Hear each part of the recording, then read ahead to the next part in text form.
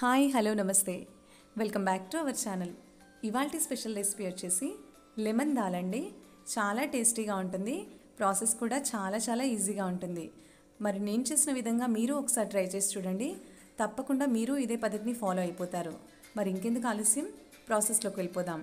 ముందుగా ప్యాన్ని మీడియం ఫ్లేమ్లో హీట్ చేసుకొని ప్యాన్ హీట్ అయిన తర్వాత 2 టేబుల్ స్పూన్ల ఆయిల్ని హీట్ చేసుకోవాలి.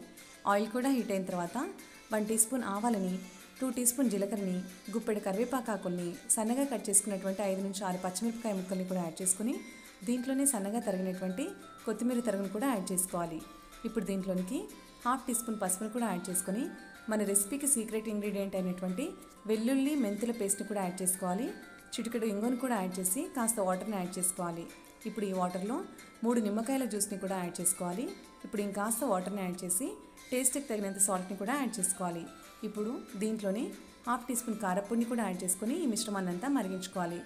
మిశ్రమం అంతా మరిగిన తర్వాత దాంట్లో ముందుగానే ఉడకబెట్టి పెట్టుకున్నటువంటి 2 కప్పుల కందిపప్పును కూడా యాడ్ చేసుకొని ఈ పప్పు మొత్తాన్ని 6 నుంచి 7 నిమిషాలు లో మీడియం ఫ్లేమ్లో ఉడికించుకోవాలి. అంతే, మన యమ్మీ లెమన్ దాల్ తయారైపోతుందండి. చాలా టేస్టీగా ఉంటుంది, తప్పకుండా మీరు ట్రై చేయండి. మరి నా రెసిపీస్ కనుక మీకు నచ్చుతున్నట్లయితే నా ఛానల్ని తప్పకుండా లైక్ చేయండి, షేర్ చేయండి అండ్ నా ఛానల్ని తప్పకుండా సబ్స్క్రైబ్ చేసుకోండి.